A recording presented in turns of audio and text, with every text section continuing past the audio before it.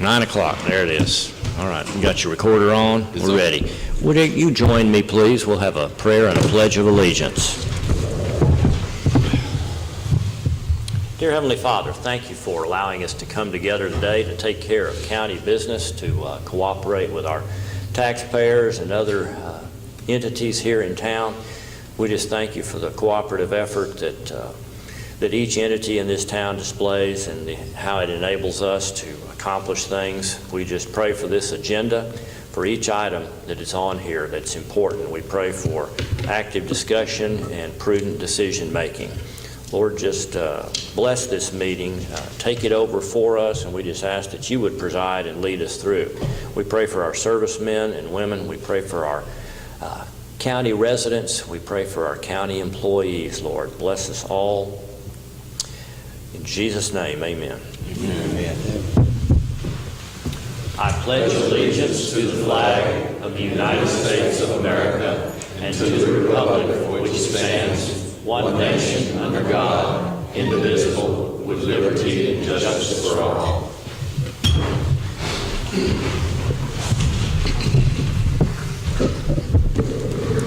All right, welcome everyone. Today is our second meeting of the month, 22nd day of February 2016. It's a moment after 9 a.m.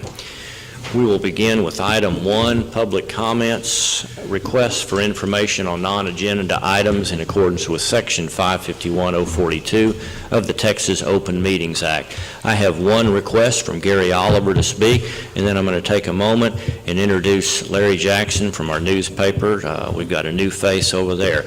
Gary, why don't you begin since you've signed up here and come on up to the podium. Make sure that that switch on that microphone is switched on so that we can get you on the recording and hear you adequately. Tap on that mic. Just tap it, see if it's on it. Nope, there's a switch. Pull it up toward the speaking end of that microphone. And Carl, will you do the same on yours? Very good. Okay. Good morning. My name is Gary Oliver. I am a CASA volunteer, therefore I work with Michelle Coburn. And just a few months ago, Judge Woodson asked Michelle to look into the possibility of starting a Boys and Girls Club here in Mount Pleasant. She's been doing that, and I've been working with her on a steering committee, and we've just about got all the preliminaries done on that. We've got a board of directors, but we need about $20,000 in the bank to actually officially open. And I was working on a fundraiser to help raise some of that money, and I wanted to do a Texas Hold'em poker tournament. Illuminate has been doing that for some time off and on to raise money for the Cancer Society. And so I know we've got a group of willing people to participate in that. I would expect to make about $3,000 to $4,000 toward that $20,000. And why I'm here today is to ask for y'all to allow me to do that at the county agent office at the meeting room there, to be able to use that facility for that purpose. Do you have a date, Gary, for that? No, I'm going to get approval before I set a date. No, I don't have a date. I mean, I would hope to do it sometime in March or early April. And I mean, I've already got Wayne Harris runs the tournament for Illuminate, and he said he would do that for us as well as a donation. So if y'all approve it, I'll work with the extension office on getting some available dates, and then work with him on when he's available. Will this be during the day, during the night? Oh, no, it'd be on a Saturday, Saturday night. Saturday night. It'd be a late afternoon start. How many people would you anticipate would be in that room participating in this, whether they're a participant or a service person? Around 40. I mean, you know, if we had a better turnout, that'd be good, but that'd be better, but I would be expecting around 40, 50 maybe at the very most, but probably around 40. Okay. Commissioners, I never remember what's kind of the guidelines that you all like to use on that facility there, so. We have a list. Kenny got this together. It's a check-off list, and you go in there and they'll give you that. You check these things off to make sure everything's okay, and then when you finish, you check off everything to make sure everything's back where it's supposed to be. Okay. The main thing is you need, if you got a date, you need to check with Kenny out there just to make sure they don't have some other type of program going on that date. You might pick out a couple of dates and one you'd like to have first. But anyway, anytime that building's used, you have the check-off list to check everything to make sure it's okay and it's where it's supposed to be, and then a check-off list to make sure everything's back where it's at. So it's pretty simple, and it works good that way. I know you all don't allow it for just anyone that wants to use that room. Does this meet your criteria as far as an eligible event to use that? I think so, because this is a fundraiser to help young people and help do something I think that would be good for Titus County. And anytime you can help young people this day and time, I think it's a good cause. So all this is volunteer work anyway. People that's going to be doing you're not in there to make a profit off of it or anything like this. All this goes towards the kids. And, I don't have a bit of problem with it. Would you all be willing to do your own setup and tear down and Sure. put it back in the same condition that it was Sure. in the morning? Yeah, I think we're going to have to bring some round tables in. I didn't see any round tables. I don't know what they have. I think there's a couple. Oh, is That's there? it. I don't think. Well, when I go out and set a date with them, I'll check. They'll have a list of everything they have, Okay. and you'll have to take everything, chairs and tables and all that. Sure. Is put up, and you put it all out, and then when you get through, you put everything back like it was. So Okay, so y'all okay with that? I don't have a problem with it, Judge. Next step would be to talk to Kenny out there about some available dates and All right. tell him you've come and talked to us, and he can verify with me if he likes. Okay. Okay? All right, thank y'all very much. Good luck on your event. And when we get the date set, some of y'all can come participate too. Okay. We need all the funds we can get. Thank y'all. I'll be a cocktail waiter, okay? All right, thank y'all. Okay. Larry Jackson, would you come up to the podium? I'd like the Commissioners Court and folks out in the audience to know who you are with the newspaper so that we know who this new face is. Well, thank you, Judge, Commissioners, officials, and citizens. I want to thank you very much for the opportunity of getting acquainted with Mount Pleasant. I've had a great time the past few weeks. My name is Larry Jackson. I come here from LaGrange, Texas. I first came to East Texas as the managing editor of the Henderson Daily News, but I hate to admit to you that was back in 1971. So it's been a while since I've been up here to East Texas. I've enjoyed my time, what I've spent here.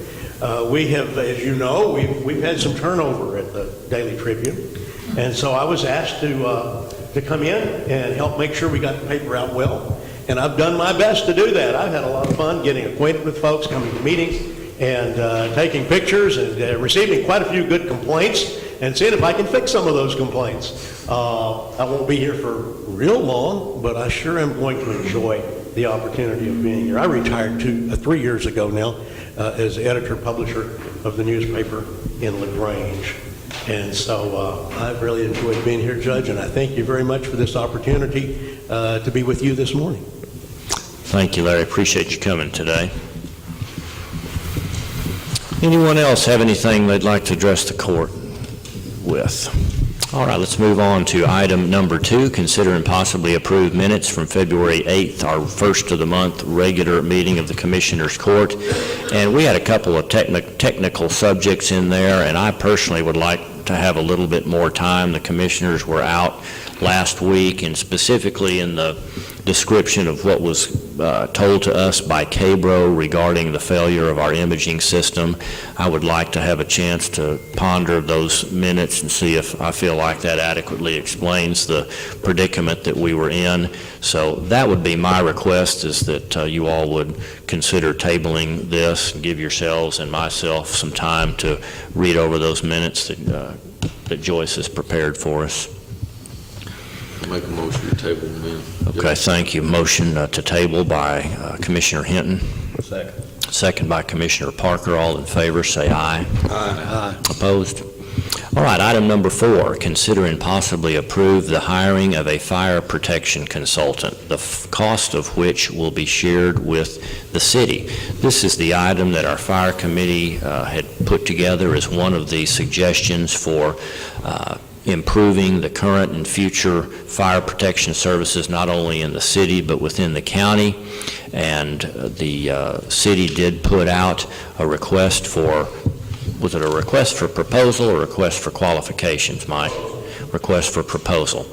And I know they've put some time into this. So Mike Aarons, our city manager, is here, and he'll share with us kind of what they went through in this process, and I believe they have a company that they would like to recommend today.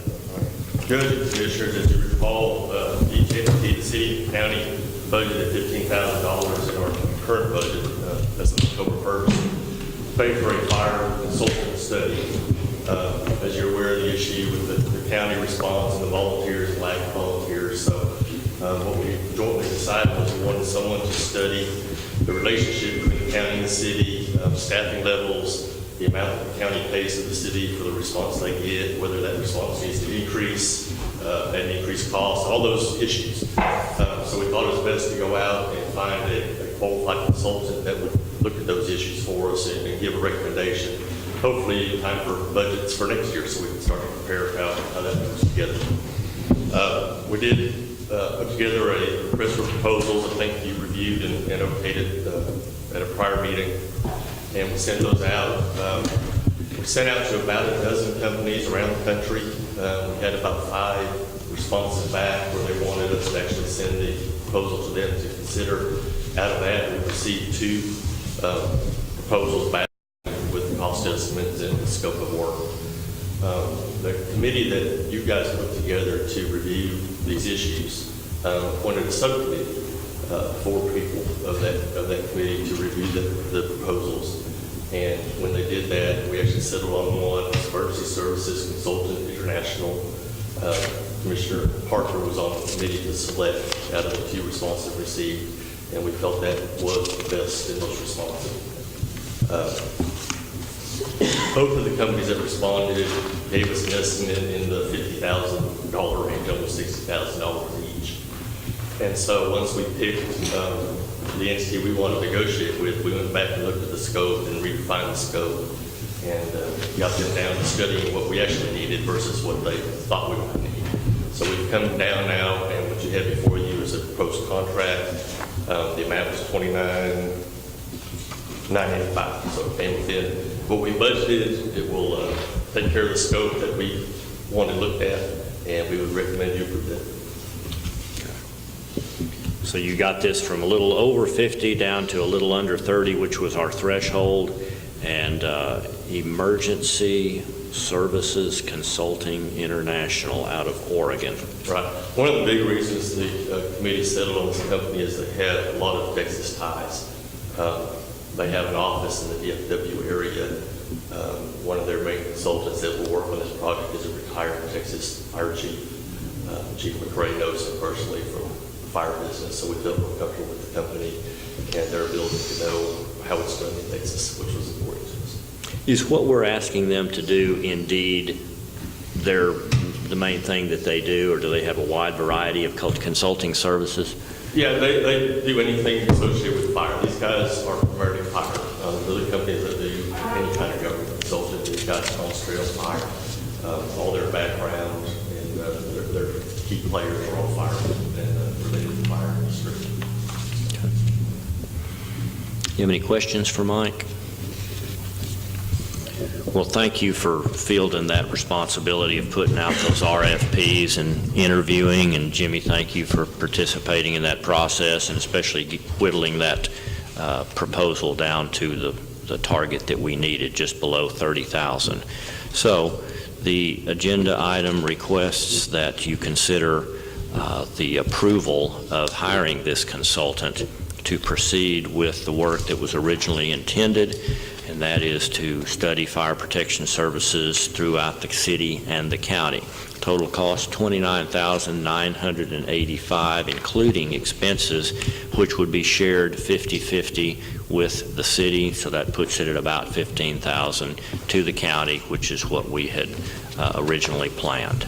Judge, this is not to exceed cost, so you can listen to that. That's a not to exceed cost, okay.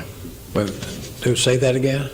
The price quoted is a not to exceed cost. Yes. Based on an hourly rate, so it could be cheaper when they do the work, depending on how many hours they have to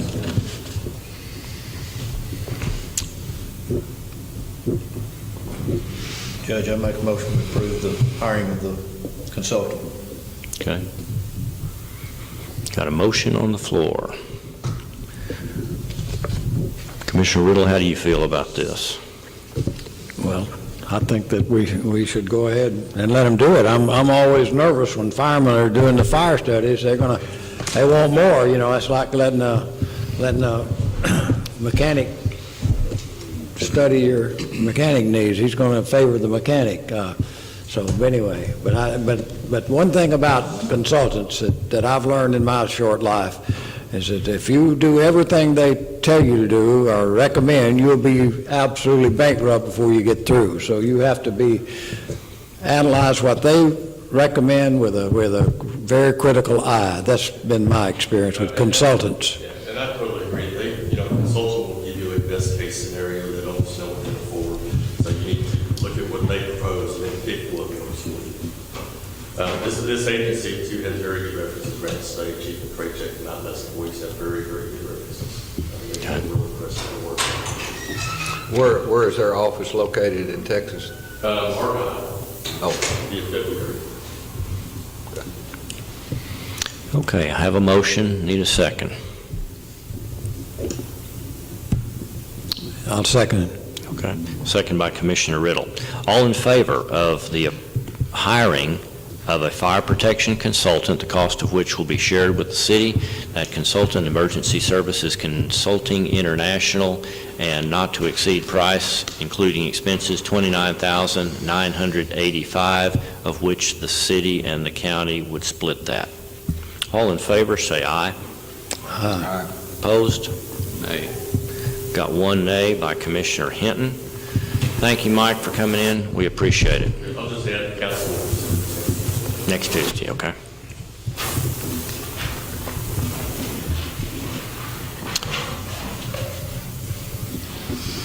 Well, I jumped ahead, didn't I?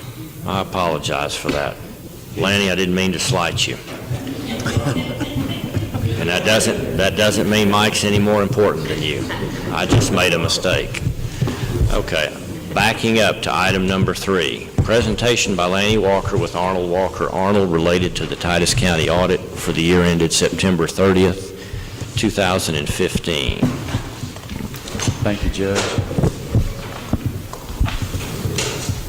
Thank you guys for allowing us to do this audit again this year. We do appreciate it. And, you've got excellent staff here, Carl and Christy, Sharon, Cheryl. They all do a great job keeping up with the money, the funds, and trying to make sure everything's spent on what it's supposed to be spent on and put in the right category. So everything is fairly stated. You have a clean opinion, what we call an unmodified report now. And so, the information you receive every month is very reliable for you to make decisions on. And my compliments to the auditor's office and the treasurer's office for doing a good job on that. I'll just kind of run you through this report. If you have a copy, you can look at it. I won't be long, but just kind of want to highlight a few matters for you. And let's begin on page 12. Page 12. And we'll take a look here. This is the statement of net position as of the end of the fiscal year.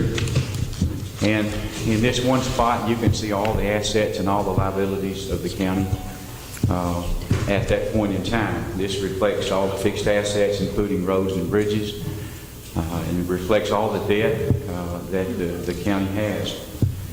And I guess the first thing I want to mention, as far as net position itself, you'll notice down under governmental activities, the county has a net position of $49,156,000 as of the end of the fiscal year.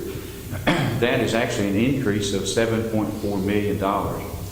Now, the main reason for that increase is the completion of the loop project. Net investment in capital assets is $31.5 million of that $49 million of net position. And that category increased by $15 million over the previous year. Restricted for debt service, $4,010,000. That's money that's been either set aside from property taxes or in some cases transferred from the capital projects fund that would not be spent. So that increased $671,000. The restricted for capital projects itself at the end of the fiscal year was $5,115,000. That's what's left over from the loop construction money for the most part. Of course, that's a decrease of about $8 million because of the fact that we were spending down on the construction. Restricted for special revenue funds, what that is, that's the road and bridge funds and different funds that the county has that are restricted for special purposes. And so, that has to be spent for those things. That is about the same as the previous year, no significant change there. The unrestricted net position, which is the net position of the county, when you consider all these assets, all these liabilities, it's a little different from the general fund balance that you like to look at. That reflected an increase of $166,000 over the previous year. A couple of things on here I wanted to point out to you that are new. Hey, man, before you go any further, the restricted for capital projects, 5,114, that also includes that money up there for the Chapel Hill Road. Yeah, it's got the Right-of-way funds, It's got the right-of-way right-of-way funds that were borrowed years ago. right. That's about a million. I'm trying to remember. Anyway, that is included in there as well. So More than a million. Wait a minute. What was it for that? Well, way back in 2004, we were trying to get the turning lanes from Harts Bluff done. Yeah. We were also trying to get the Chapel Hill Road from 49 to the high school and the college wide. Not necessarily made more lanes, but at least the shoulders on it, making it wider and easier road to travel because of a lot of traffic on it. The state indicated that you'd have a lot better chance of getting that done if we had our portion of the money for the right-of-ways and stuff already available. So the court in 2004 went ahead and borrowed a bond, and I think it was $3 million. $3 million. Roughly right around that number. That bond will be paid off in another year or two. There's only $250,000 left on the bond, so we've been paying it off. But the money's been sitting there waiting for the state to do the project. They did the Harts Bluff project, and we paid for the right-of-way relocation and all that. But we're still haven't gotten to go around to the Chapel Hill project. But that money is there to help pay for that right-of-way when they do it. And it should help. The fact that we have the money available will allow them to move it up on their schedule. And I don't know, Jimmy, if they talk to Jimmy, Thomas used to check with them every so often to see where we're at. That's the very reason they went ahead and put it in last year. It was done last year because the money was sitting there and we could get it done. We talking about the Harts Bluff side. Harts Bluff Road and Chapel Hill. I don't know where they're at. I don't know how far down the line they are on the Chapel Hill side. but It's not in the near term, unfortunately.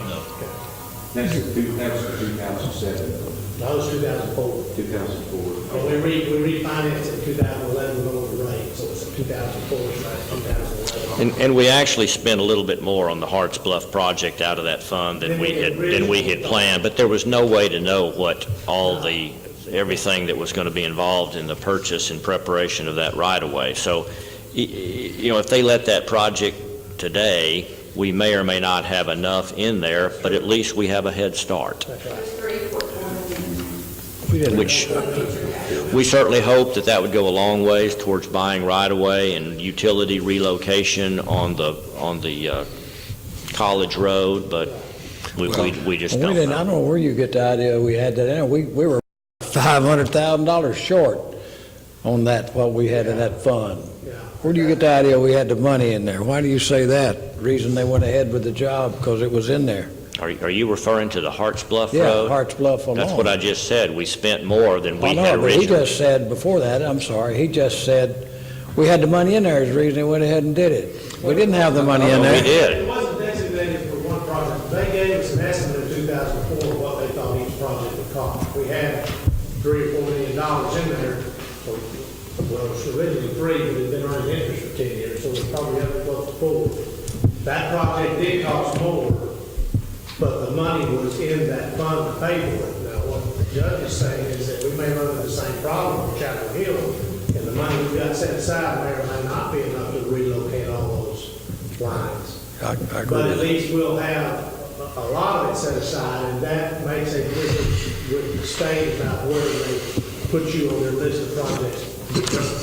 They won't put you up at the top of the list if you don't have your money. If somebody else does have their money, they'll put their project ahead of yours. So, but most of that $5 million is that project. There's only about $1.5 million that's still in the Loop project. Yeah, there's 3.46 million that's from that money, and the Loop project, $1.6 million at the end of the fiscal year. What's changed since then? Anyway. Sorry. Let's go back to when we first did this. We did this, just what Carl said, but in the meantime, that money's sitting there and it's drawing interest. That interest has to stay in that account. It doesn't go to general funds or anything else. And how much did we end up? Well, I know we're at 3.4 million now. Okay. I remember what the park was. And what we, 6 or 7, 6. That one, I thought it went over about $300,000 or $400,000. But- Yeah, 300,000 or 400,000, right. but we, What they originally told us, I thought. but we did have the money to pay for it. Money's there. Because it was sitting there and we knew we didn't know when they were going to do it, but we knew it would go up in price, but we also knew the interest that was going to be drawn off that $3 million originally borrowed should pay for it. And that's exactly what happened. Good idea on that is that bond, I think there's $250,000 roughly left on that bond, and I believe it pays off at the end of 18, so you won't be having to put any, you won't be having to pay the bond, it will be paid for. The money will still be there, and hopefully they'll get to that project sometimes.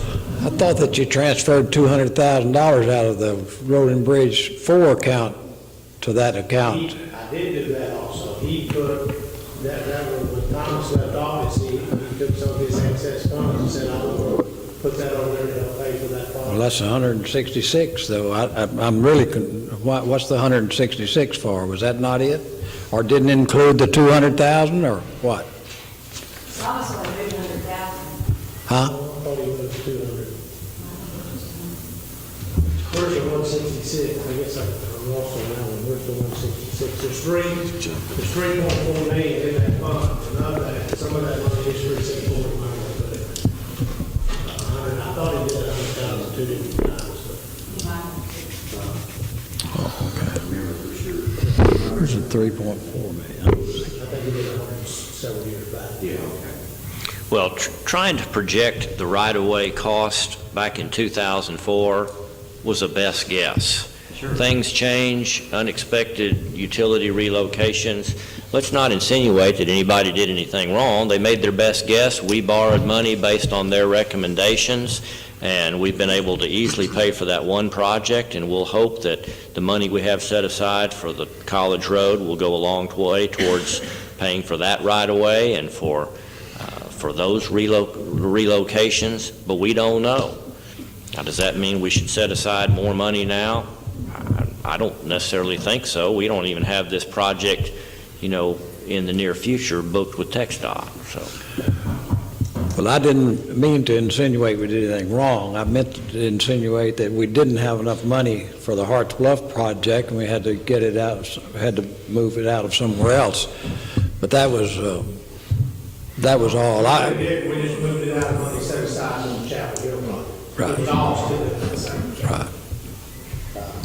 But most of that $5 million is that money. There's only about $1.5 million, $1.6 million that's left over loan money, and basically, we're leaving that there in case we need it for litigation, or now we're having to spend a little bit of money on. To wrap up the right-of-way project. That shouldn't be very much money at all. And at whatever point we discern that we don't need that money anymore, that money will go to the INS fund to pay those bonds back faster.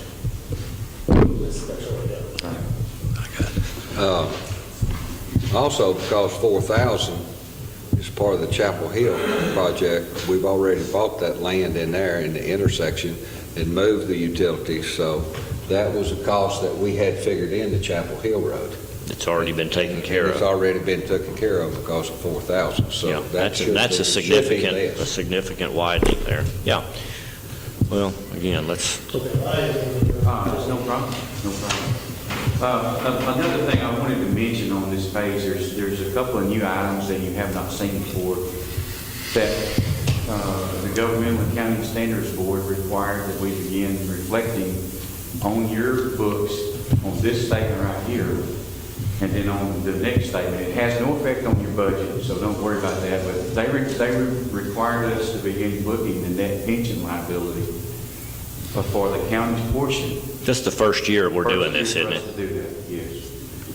And the latest information that we had available, and this information comes, it's audited by another firm, and they have actuarial specialists that determine all these liabilities. And so you'll notice there on this page down under non-current liabilities, there's a net pension liability of $1,091,000. That would be the county's portion, you know, if you had to pay. What page? Page 12, Okay. about 2/3 of the way down under, right by that 146 million, you'll see a figure of $1,091,944.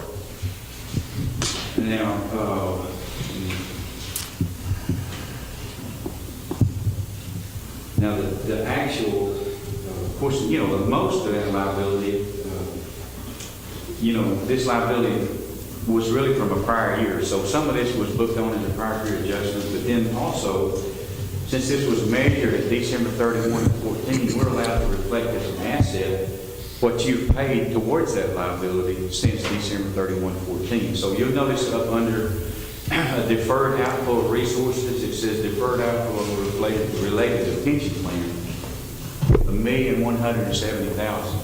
So you bump that against that liability, and you don't have a liability.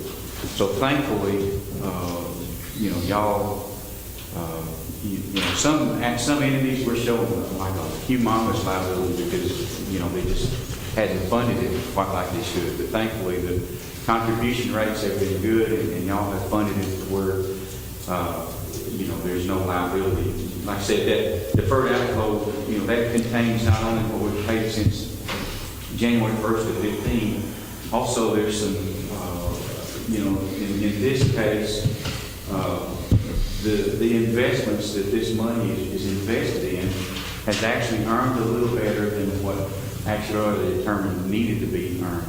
So there's an asset related to that, and then there's an asset part related to demographics or changes in people, you know, different things like that. So the good news is that even though we had to record this, it actually had no effect on you, because when we measure this asset against that liability, it actually exceeded the liability. So again, this is something we'll have to keep up with forever now and make an adjustment for this each year on the audit.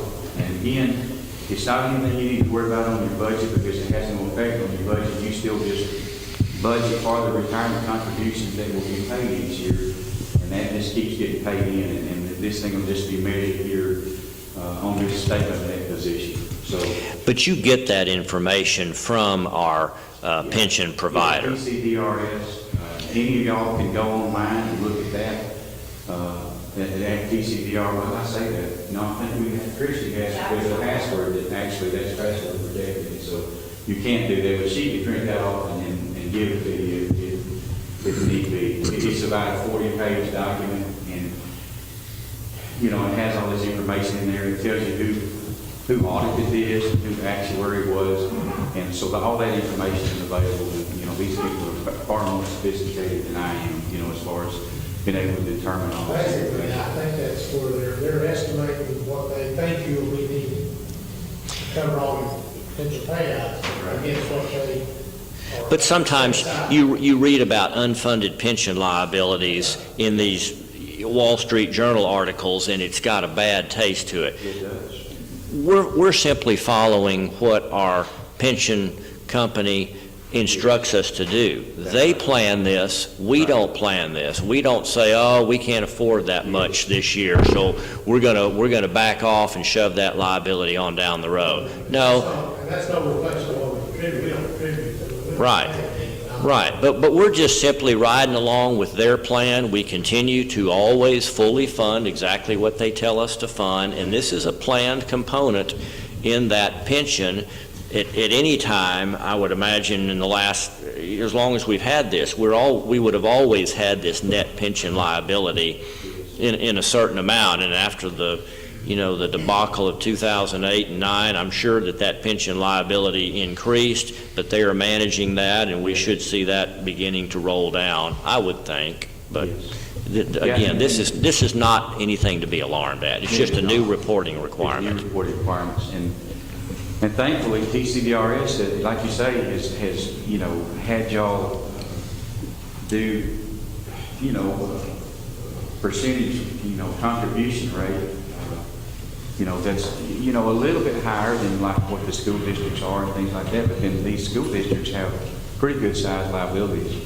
They have, you know, an unfunded liability, you know, for teacher retirement system. So, you know, I know that, you know, these contribution rates have been good, and I think that's the reason that, you know, they've told you, like Judge said, they've told you what you need, and y'all have done that, and so therefore you're not underfunded. So that's a great thing, you know. If you would ever go out for more bond money, or whatever it might be, I mean, that exhibit right there is really what they look at, because they understand that exhibit more than they understand these budgetary exhibits like y'all, you know, and live by, you know. So that's what they understand, and so, you know, for us to be in that position is great. Let me go on up to page 15, if you would. Page 15, exhibit C1. And this is the budgetary presentation where, you know, you budget for capital outlay, you know, like you budgeted for all this loop construction, you budget for your debt principal payments and things like this. So this is all reflected in these exhibits here. And just a couple of things I wanted to mention here. The general fund balance at the end of the fiscal year, $6,193,000. That's up $32,000 over the previous year. And you can see there's some other funds on here that are considered major funds because they exceed certain percentages, and so we have to reflect them in major funds. And then this other funds column, if you'd like to look back, not right at the moment, but if you'd like to look back, like starting on page 45, you'll see these other funds that make up this other funds column. And that over there, you'll find the road and bridge funds, and, you know, different kinds of funds that are smaller funds compared to these big ones here. So you can look there if you like. But again, these fund balances, again, the capital projects fund balance, $5,114,000 at the end of the year, decrease of $8 million. Again, about $6.1 million of that was used for construction, and $2.3 million of that was transferred over for debt service. The retirement long-term debt, $4 million, an increase of $671,000. The amount reported in special revenue funds, $1,319,000, that's $3,000 less than the prior year. And then if you look on page 18, just want to kind of mention a couple of things here as well. Under the general fund, again, you'll notice that the change in fund balance at the increase of $32,000. That's after transferring out $595,000 to other funds. That was $225,000 more transfers out than the previous year. And most of that, I believe, was transferred over to the insurance fund. I think we increased that some to send more over there. The total revenues in the general fund, $9.28 million. That's $613,000 more than the prior year, or about 7%. Total expenditures, $8,698,000. That is 1.3% more than the previous year, or $120,000. Nothing really changed a whole lot. Under public safety, that did increase $170,000, but there was more money transferred over to the insurance fund, and that made that increase there. Capital outlay, $434,000, and that's for just local things that you did here, paying out local money. That was $123,000 less than the previous year. You'll notice over there under some of those other major funds, like the 2012A, 2009 debt service, 2012B, under intergovernmental revenue and grants, you'll notice that those are pretty significant numbers. Of course, that was the TxDOT money that you received during the year. Total governmental funds, $21,300,000 in revenue. That's about $69,000 more than the prior year. Again, I might just mention at the end of the year that you'll notice the loop construction capital projects, $1,647,000, that was what was left in that fund at the end of the fiscal year. Then the other funds, you notice that went down by $397,868. The biggest area that went down was in the 2007 loop bond fund. That went down by $480,000. And so everything else was pretty much the same as the previous year. I think one or two more pages, and then I'll stop. If you have some questions, I'll certainly be glad to answer. But on page 22, these are the funds that are not governmental funds. Total enterprise funds, total internal service funds. Of course, the enterprise funds, there's the election fund and the commissary store fund. And as I always tell you, these funds have to pay for their own way for the enterprise funds. And the fund balance increased by $20,000 this year. The internal service funds, that's the insurance fund and the county barn fund. $745,000 net position there, an increase of $41,000. So, say everything was great. Finances are strong. I don't have any concerns to voice to you. So, if you have any questions, I'll certainly. Will you briefly explain what the big entry that you made this year in the way that you reflect the loop project on our books, how that's changed from a capital asset to now a receivable from TxDOT? Yeah, what we did on that is, since the TxDOT has taken over maintenance of those loops and all that highway that was built, it's really not our asset to worry about anymore. It's theirs. And we transferred that ownership over to them. And so what we did is basically we removed those fixed assets from your books, which we've never depreciated because it was still under construction. And what we put on instead is we recognize a receivable because TxDOT owes y'all $160 million. Yeah. They owe you $162 million. They started out owing, $168. So we've collected $6 million of that so far today. And they're supposed to pay us so much each year for, it's 20 years, right? I remember you serving directly. Can be faster. Can be faster. But at the longest, 20 years for them to pay that money back. And so, again, that's our asset now. Those roads are not our asset. Our asset now is that receivable from TxDOT. And so what we did is, like I said, we removed those roads and we put this receivable on there. And actually, there was about a $4 million gain because that receivable was more than what we had spent on construction. And so the receivable was more, and so that's reflected in this Exhibit A1 and B1 that we looked at first. It again, the recognition of that receivable or the removal of those fixed assets had nothing to do with your budget, but it did affect this net position here. And so that's how it's reflected, and we've got that in there. We're going to reflect that that's going to be collected over this time, and hopefully that's going to come quicker than what we thought maybe.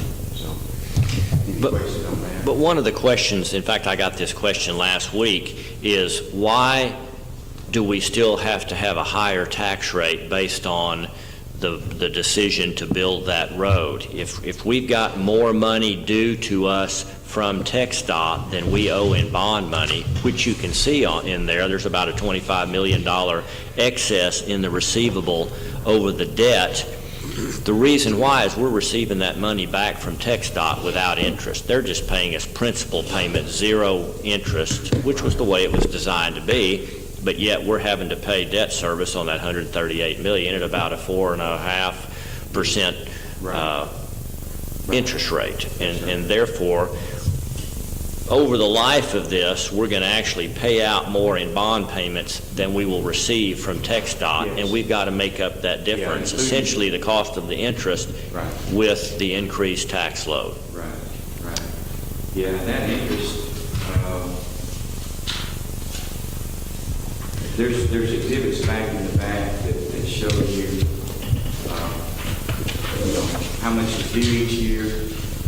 And of course, there's like $68 million of interest that's going to be required on all of this as it's paid, since it's paid out over 20 years, up through 2014. And so that interest is reflected as an expenditure or an expense each year. It's not actually recognized as a liability at any point in time. So We'll start seeing that differential between the receivable and the payable. It's going to start going the other way over the next few years, and we'll owe more than well, I don't know. No, not necessarily right. No. Because you don't show the interest as a payable, but you will have that expense That's that right. goes on top of that repayment of that debt. And so hence we'll have to have that Yeah. increased tax rate for the next 18 years. Well, not if we paid some of the bonds off earlier. We could reduce that interest to and now it's through this year, $68 million left just in interest, 139 in principal, 207,000. But if we just could pay some of those off instead of having such a large general fund, we might be better off, I would think. But I mean, Look at that, we also look at the fact that we got that big payment in the state. We got that big payment in August. That's how you can pay all faster if the traffic counts justified. So we look to see the first bond, I think it was paid, so I think it was 18. you said 18, yeah. So, yeah, so we get an opportunity, before the traffic counts, we use probably put that. And we might pay some of the road to save the interest. And it's the whole project, even if they don't go a whole lot of traffic, just go up a little bit, they squeeze that payment down from 20 years to 16 years. Right. You save interest on that, those 4 years. You pay off the back. But paying, man, most of the debt that you're paying out over all these years, I mean, 3 to 5%, and the interest rate is good, locked in. So, but yes, if they send more money than we expected, then I'd certainly recommend paying off early, because you're not drawing 3 to 5% on what you got invested. That's a good idea. Well, our balance sheet definitely shows more debt than the typical county. Even counties much larger than us don't carry this kind of debt on their balance sheet, but they don't have the receivable either.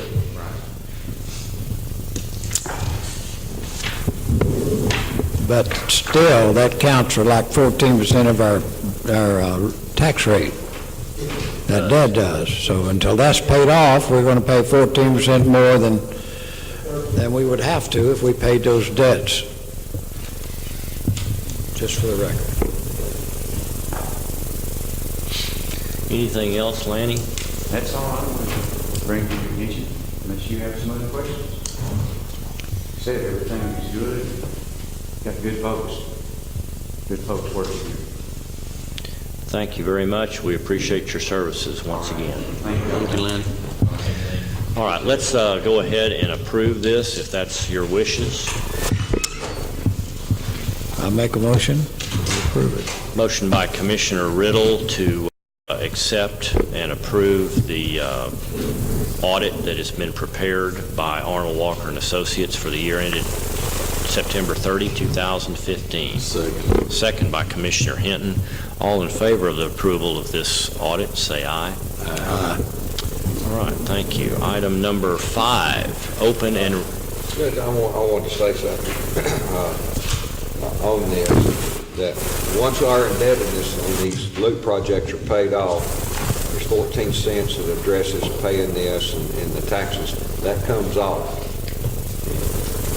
That comes off the tax rate that we have now, 14 cents. So you're looking at going down. Of course, you know, it depends on... 14 cents is relative, you know, you get businesses in there, you know, someday over the next 20 years, they expand the power plant instead of reducing it. Any of those things affects the rate. That's correct. It's the same, but it may take more or less the tax rate to raise it. That is correct.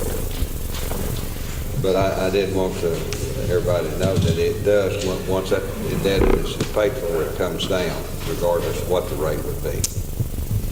If we collect money faster, we don't hurt. That's right.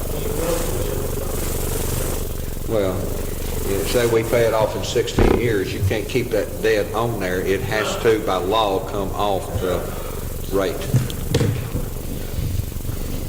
That's all I have to do. Item number 5, open and review bids and possibly award for the exterior annex corner remodel project. All right, we've gotten one. Before I open this, because, you know, once I open this and reveal the secrets that are contained in here by Richard Jones Construction, it puts him at a bit of a disadvantage if somebody else wants to bid. Knowing that you've only got one bid, my question is, do you want to set this aside and seek additional bids, or are you comfortable opening the one and only bid from Richard Jones Construction? I'm comfortable opening Richard Jones's bid, as his reputation has been very fair in all of the other projects he's done, and reasonable, no gouging that I could see. I'm totally pleased with Mr. Jones. I agree. I am disappointed that we don't have more interest in a county project like this. Relatively small, but I have no doubt that Richard Jones will again treat us fair, and he's done a very good job for us. I'm very pleased with Mr. Jones. Commissioner Riddle is okay with opening this. Everybody else okay? Okay. Judge, Richard didn't know that he was going to be the only bid. There could have been 4 or 5 other bids here. It's not fair to him to not open it and accept it.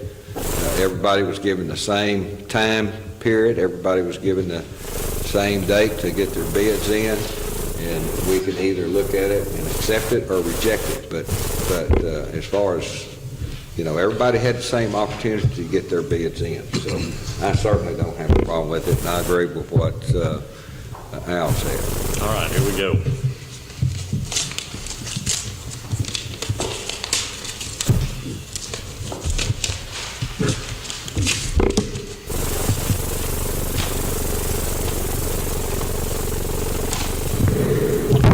Okay, I'll give you the target figure here first, $58,490. Now let me go back and explain what this is. So if you'll recall, we did ask for some additional work over and above what we had at one time talked about, and that included some work on the west side, new concrete ramp, stairs, and painting and handrails. So let me read over this.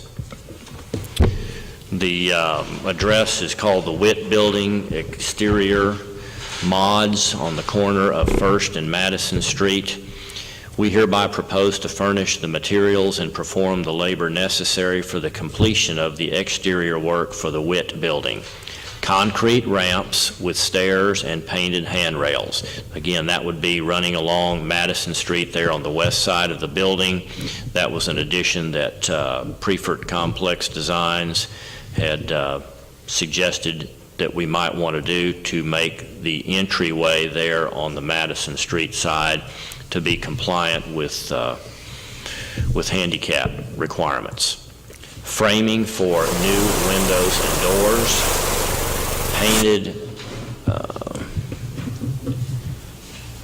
painted hardy board or exterior face around windows as shown on the plans, 3 canopies. That would be the 1 canopy there on the angled corner, and then 2 canopies over the windows on the west side, which was a new item. Windows, 1-inch tempered insulated glass, low E. Concrete work for windows. Repair brick wall above the 2 windows on the west wall. Patch plaster, prime, and paint the north and west wall. 2 fiberglass full light doors with windows on top. Unforeseen work not included. $58,490.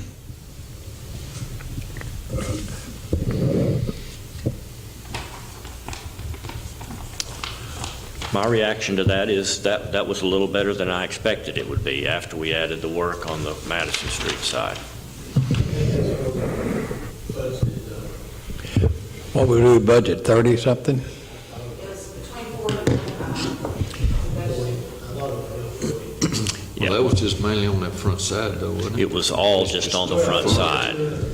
Yeah, we budgeted that before Glenn Calvert brought his recommendation, which we decided to go ahead and move forward with. So you've got to consider there's a significant amount of work that's being done on that west side in the form of a new concrete ramp, rails, redoing the canopies, painting, new windows.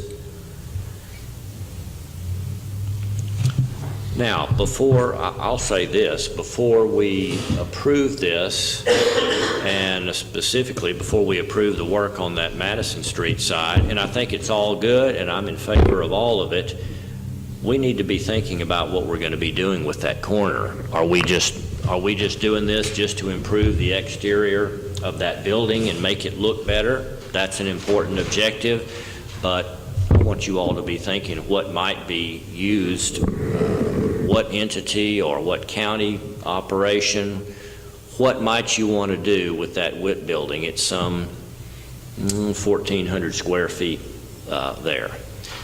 It would be good to not spend this money, in my opinion, and then allow a high visibility piece of real estate to sit there and be idle.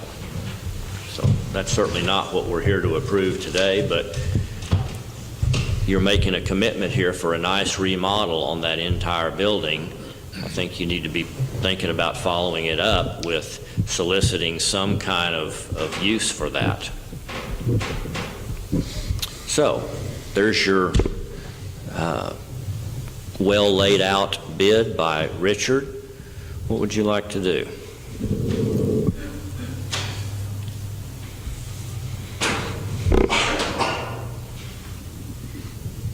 Silence. Make a motion, we go with Richard's bid. Okay. As far as the other, just have to think on it a little. Well, that's not part of the motion. Right. All right, we have a motion by Commissioner Hinton that we accept Richard Jones' bid of $58,490. Second. Second by Commissioner Parker.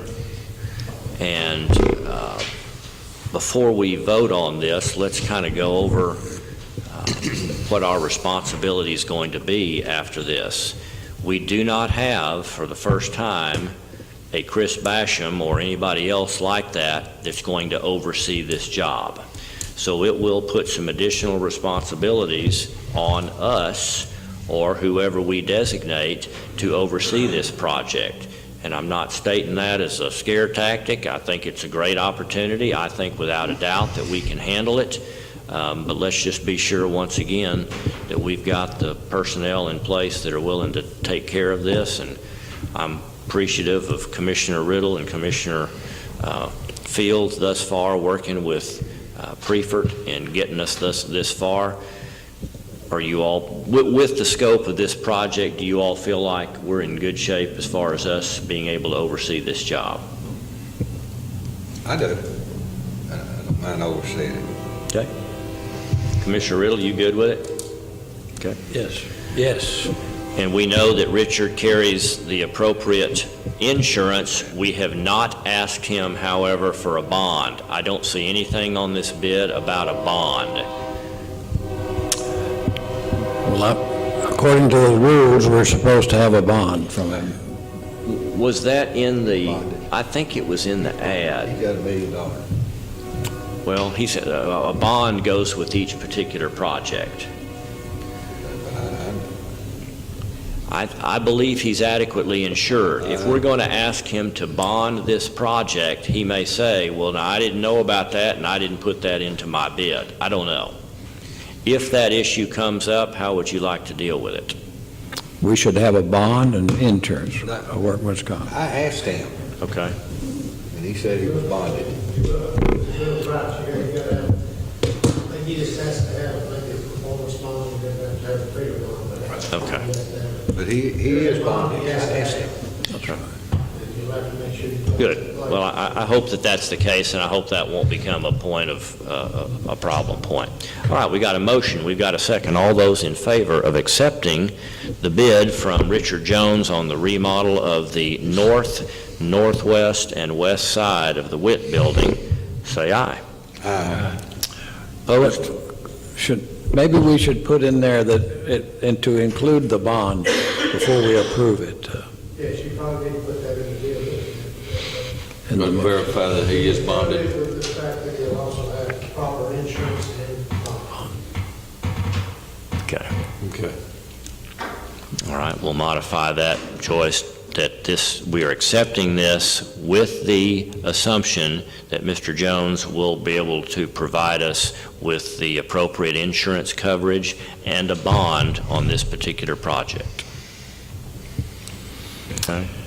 All in favor, say aye. Aye. Aye. Opposed? And there are none. That is unanimous. All right, good. One step forward.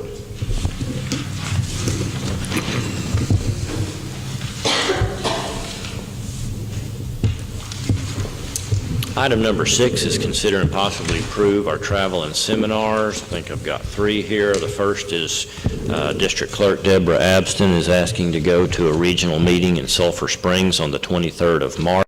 $30 registration, no hotel, motel, or meals, personal vehicle, traveling 100 and I'm not sure how many miles that is. I can't really tell. 77 miles, it looks like. Total approximate cost $87.09. That's March 23 training. And Joan, is that the same trip that you're asking for, the same event? And our county clerk, Joan Newman, asked to go to that same thing. County and District Clerk, Region 6 Spring Meeting, Hopkins County, Civic Center, 23rd of March. Approximate cost $73.20, including the cost of registration. Next is from Sheriff Ingram, requesting to send Sergeant Aaron Baxter to Texas Narcotics Officer Association training at the Omni Hotel in Fort Worth, mandatory training, August 22, 3, 4, and 5. And $300 registration, $160 worth of meals. May need to be tweaked up a little bit. He's got a travel day in there. Judge Rick, we're doing this a little early because that's a hard school to get into. It feels so quick, so we'll Okay. Total cost of the hotel, $387, taking a county vehicle. Total anticipated cost, including everything and fuel for the county vehicle, $847. Those are the three and only three. Make that motion. Motion by Commissioner Fields to approve these seminars and travel expense related to it. Second by Commissioner Hinton. All in favor, say aye. Aye. Opposed? Item number 7, approve oral and written reports of county officials.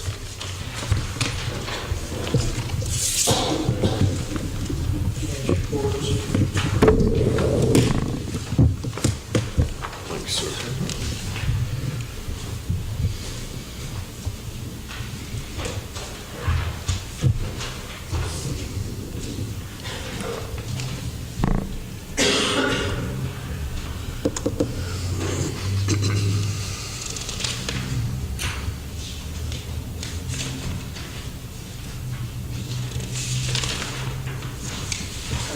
We got the state money and made the non-tax. Take stop money. 3.4 million. 3.2. A little over 3.2.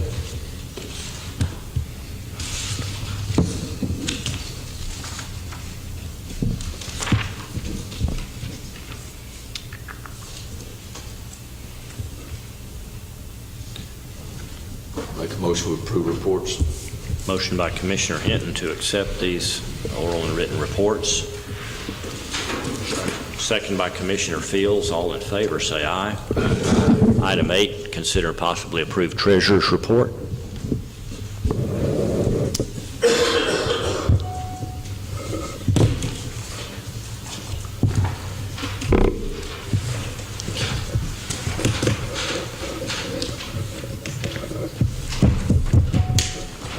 Thank you.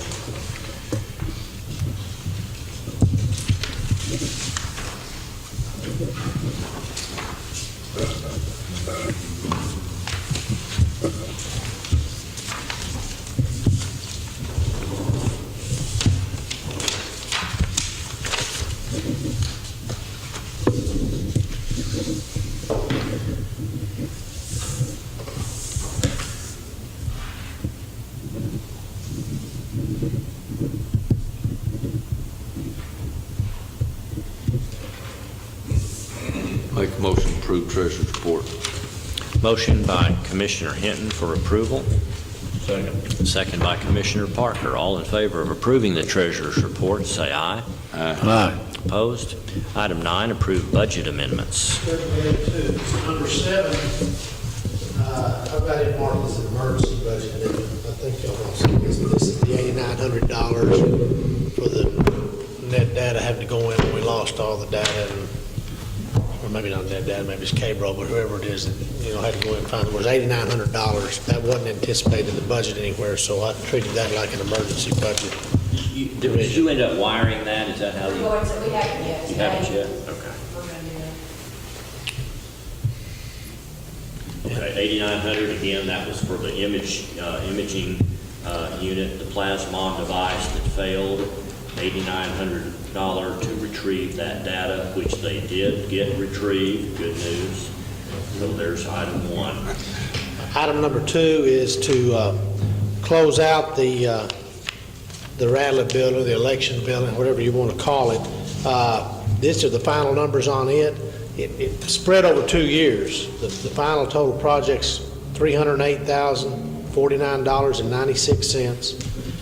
$247,692.72 was paid in last year's budget. $60,357.24 will be paid in this year's budget. And so I moved that out of contingency to pay for that remodel. The only adjustments to this, and y'all saw them, one was for $1,525, those last few items that Jones did. I also had to adjust for $1,000 when he was doing the doors and stuff. He actually did them for $1,000 less than he originally budgeted that he would do them for. So There was 2 or 3 items that resulted in that reduction. Right, so the overall net difference was like, yeah, $300, something like that. But that's the final numbers on it. It includes paying Chris Basham the last of his money, which I think is $328. And then paying, that did not include the other $2,700 where we had Jones go Exterior outside and paint clean up the clean. exteriors. That's not part of this project. Mr. Basham did not get paid any management fee on that part. Did you, during that project, you paid him some Engage Concepts, then you paid him some for Chris Basham. Did you enter both of those as expenses to him instead of Well, just one? I mean, how did you? I paid him the 12% on the whole project, plus I paid the $5,000 that was supposedly partially, at least partially paid to Prefer, because they told me they got the money. 5,000, but the 1,400 more, he got 1,400 for that. I guess he just kept that. Well, You didn't count that in his 12%, did you? I counted, his 12% matches exactly whatever the total project cost. Yeah, but you paid him 6,400, and then he paid Prefer. Right. That's 400. I don't. No, it's not in these numbers. So he didn't get 12% on the 6,400, if that's your question. No, he did not. And then it's broke down back here. What was the total cost on the project? The total cost on the project was $308,049.96. Let me give y'all a breakdown, and it's back here, but I can get y'all a copy of it anytime you want. We paid Richard Jones $254,566. We paid $8,620 for security cameras to Newman Electronics. We paid $7,000 to have all the telephones and things moved around. We paid $4,858.61 to Shoemate. That was, I believe, on the blinds and all that stuff that y'all went over and looked at. Exterior and interior Right. lines. That made the total construction project $275,044.61. Then you paid Mr.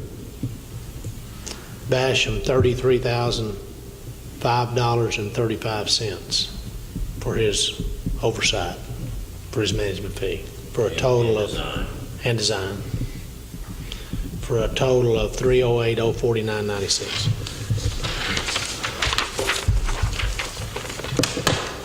That's that one. Basically, the only changes is about $300 from where we were, because they took $1,000 off the doors and he added $1,525 for those last items that he did. Okay, so those are your 2 Budget amendments. budget amendments. One was an emergency budget amendment, again, for the repair or for the data retrieval on the failed imaging device.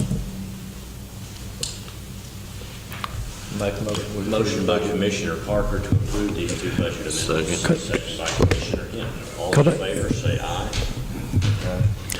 Could I ask a question first? Well, we had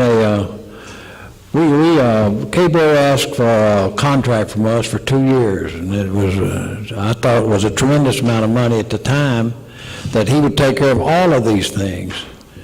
And then, I'd have to read the minutes, but I believe that he asked for a certain amount of money if we took care of stuff, and then he asked for another amount of money, a larger amount of money, if he took care of them. And I think that we approved it. I don't think I voted for it, but I believe that Mr. Hinton made the motion, and it went through. And so then all of a sudden this come up, and we got all kind of money we're spending, out of our pocket, and he got paid. The contract says he's supposed to pay for all the stuff. Well, he doesn't pay for failed equipment. Like if my computer failed and he had to replace my computer, that's not his expense. It's not his fault that this device failed. So it's not like an insurance policy where he guarantees that he'll pay for any hardware or software failures. Right. Okay. I mean, I wish it worked that way, but it doesn't.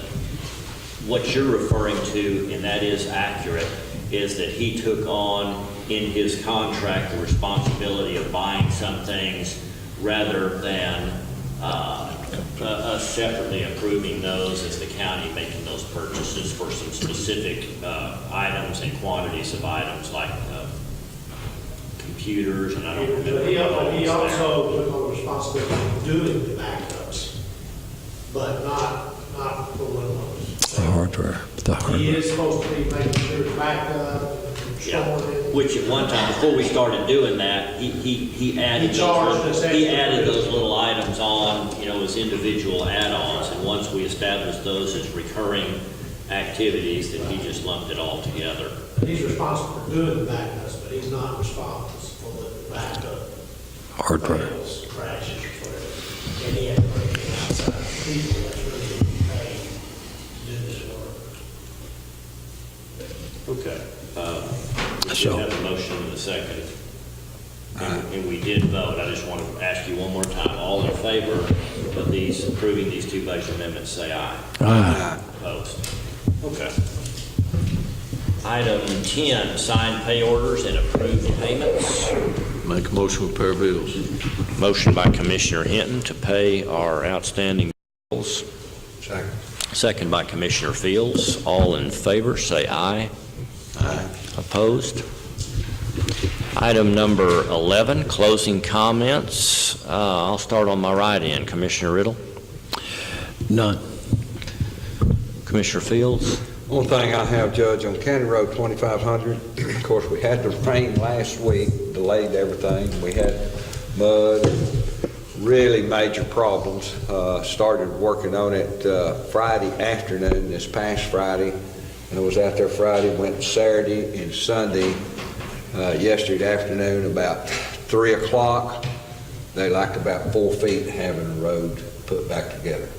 And hopefully they've got done. If they have, we're going to put a temporary topping on it, and they packed it from the depth of about 40 feet all the way up.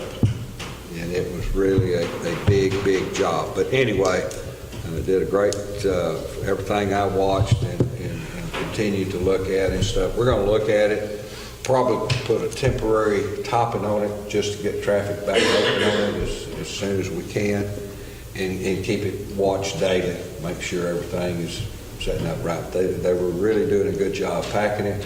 Hopefully, I don't know what it's going to do today or tomorrow, but they're talking about rain.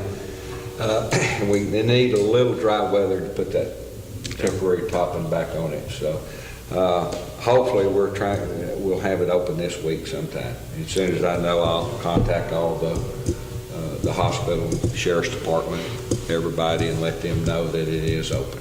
Okay, very good. I've just got a couple of items. While you were gone, I ended up scheduling a special meeting of the court for Wednesday, 2 days from now at 9 a.m., when we will have personnel here from Texas Department of Emergency Management to begin the process that will be required for us to get any of that FEMA money that has been approved at the state and the national level. And so we will find out directly from them what our responsibility is in that. So I know that Commissioner Parker will be out that day, but fortunately the damage to his roads is minimal, and hopefully we can provide for you instructions from whatever we learn at that meeting. So that'll be this Wednesday, 9 a.m. here in the courtroom with Texas Department of Emergency Management, and then Doyce Winchester will join us, our local rep. Follow up on TxDOT conversations regarding finishing up the last fine details on the right-of-way acquisitions that will enable us to absolutely begin the minimum receipts from TxDOT going forward. We missed out, and we are only receiving 3.4 rather than 4.2 million with these last few outstanding items. After a couple of joint calls with TxDOT and with PTP, we did get some, I consider, favorable news from Mr. Ratcliffe at TxDOT, who got his directives from the head of the right-of-way division in Austin, and they basically said, we are not going to worry about these right-of-way lines that may be a few inches off one way or another. We will deal with those problems if and when they pose a problem somewhere down the road, but what they do want to ensure is that anywhere there is supposed to be a right-of-way marker, monument, or rod, they want to ensure that they are in place and that they do match the right-of-way surveys that are on file. And so we decided that it was probably going to be more money than was necessary to spend if we utilized the services of the right-of-way consultant that TxDOT was using to do their verification work. And Mr. Ratcliffe told me it would be fine if we wanted to just hire our own surveyor, or we could use the one that they were using to just walk the entire project with the plat and ensure that there is a marker at every point. And when our surveyor, whoever we choose to use, can provide us with a letter that they have done that, and we sign off attesting to the fact that we have done that, and we convey to TxDOT that we have markers in all necessary places, that will complete this project. So PTP is going to check with the company that originally did the survey work. They're also going to check with a couple of other local surveyors, one being Conley and Associates out of Sulphur Springs, to see who could get on that job and do it quickly and efficiently, cost-wise for us, knowing that we really need to have all of this work wrapped up and done by June 1 in order to receive our August payment in full at the amount of minimum $4.2 million. So I'm waiting on PTP to call me back this week and recommend somebody to use as a surveyor. I'll keep you posted on that. That's all I have.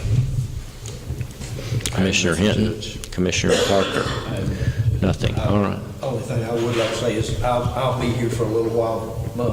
Wednesday? Oh, that's right. Okay, you did tell me that. Okay. They're expecting an hour and a half, 2-hour meeting. All right. Thank you, everyone. I will entertain a motion to adjourn. So moved. Motion by Commissioner Hinton and second by Commissioner Parker. All in favor of adjournment, say aye. Aye. All right. Thank you, everyone.